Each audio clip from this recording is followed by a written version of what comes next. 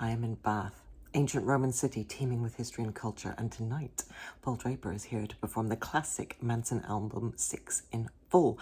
What could be more historical and cultural than that? Let's go.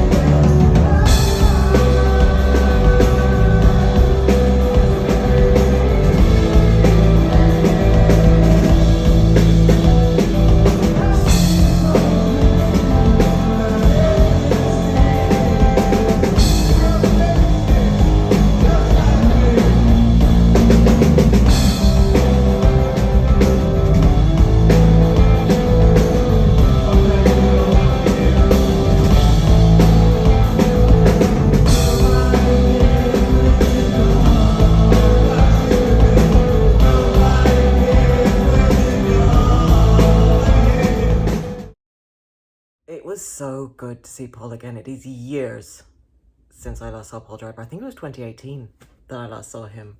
The last full gig was probably the Attack of the Grey Lantern tour 2018, which was incredible. Komedia is a really nice little venue. I think I actually like it better than the Forum where I saw Mannix last year. It's my second gig in Bath. Bath is becoming one of my favourite gig cities. One of my favourite cities in general. It's such a nice place to come and spend a day and then go to a gig. It's perfect. Great little venue. Woo, this Liverpool band, sport band, were great. Really cool. And then Paul came on, and he's so different now to what he was like in the Mansun days. He's a lot more... It's interesting, actually, when I think about my early Mansun gigs, Paul was quite static on stage. Like when I saw Mansun at Kilburn National, which was my very first gig and my best gig of my life, he kind of did stay by the microphone, didn't move around a lot. It was only later and towards the Six era that he started leaping about like a maniac. And now he is very, very still on stage. But he's still like, he engages with the crowd, he jokes, he's charming and funny as ever, and his voice is amazing. There's just that voice that resonates through the decades. Hearing him sing live and hearing those songs from Six and just being transported back to 1998. Actually, 1998 is not a year I want to be transported back to, but Six was one of the good things in that horrible year in my life. Basically, I was astoundingly depressed the whole year. But yeah, Mansun was one of the good things of that year. That's why I will always prefer Attack of the Grey Lantern to Six, even though I know most people consider Six to be the band's absolute classic, and I do understand why. But Attack of the Grey Lantern is, just reminds me of a year of joy, whereas Six reminds me of a year of despair. But yeah, just so fantastic to see Paul Draper on stage again. I missed the Cult Leader Tactics tour in 2022 because I had COVID very badly timed, and I missed the first leg of the Six tour last year because it was only a few months after my dad died and I wasn't in the right headspace for a gig. But now I am, and I just loved it from start to finish. I had a brilliant time just listening. Like, there were so many moments that I thought I should take footage for the vlog, because Six is full of so many amazing moments, but I just didn't want to get my phone out and film because I just wanted to rejoice in the glory of Paul's voice. And just hearing those songs that are so incredibly meaningful. I mean, from Six, the solo set that he did was amazing. Like, even hearing songs like Friends Make the Worst Enemies had some nostalgia to it from that spooky action era when he returned with his first solo music. And Omega Man, I love that song. Easily the best song of 2021. That was the first time I heard that live, so that was fantastic. But the songs from Six are just so etched into my soul, and hearing them live and hearing him sing them is, I wrote this in my diary and then in my blog about Mansun, and it's just an incomparable thing when you witness one of the bands of your life singing one of the songs of your life, and Legacy is that for me. And it's well over 20 years since I heard him sing Legacy. And Negative was also, like, the singles are going to stand out for me because they're the ones that I will remember most from those gigs. Although Special Blown It as well, I remember, was a big live track. Never my favorite from the album, but they played it so much live, I started to love it. But Negative is one of my favorite songs of all time. Legacy as well. I always thought those were actually two of the greatest Manson songs and getting to hear them both tonight for the first time in over 20 years was just so important, just so meaningful. Just, I almost got a little bit teary during Legacy, because that really, really soundtracked my super depressed summer of 1998. But it got me through, it got me through. And being a girl, I've forgotten how epic that is live. I didn't film any of it. I wanted to, that's the thing, I wanted to film just to remember like how fantastic being a girl is live, but I also didn't want to film because I was just enjoying it too much. So sorry, I didn't film any of being a girl. But hopefully I got enough good footage. Hopefully this will be a decent vlog, and it'll be enough. One of the things I do these vlogs for is for people who don't get to go to see the gigs that I am lucky enough to be able to go to, because I know what that feels like. My whole teens and very early 20s in Australia, when I couldn't go and see my favourite bands in the 90s. It was a terrible time, and so I know what it's like if you're in the wrong country and you can't go and see the bands that you love. So that's one of the reasons why I like to do these vlogs, is to give people the experience of a little taste of the gigs when you're somewhere in some place that you can't make it to them. So I feel like this has been my rambliest gig wrap up, so apologies, but thank you very much for watching, and I will, all being well, fingers crossed, there's no disasters in the universe, I will be speaking to you again very soon, because I have a lot of gigs coming up in the next couple of weeks. Until then, take care, like, comment, subscribe, all the stuff, and I'll speak to you again very soon. Bye now.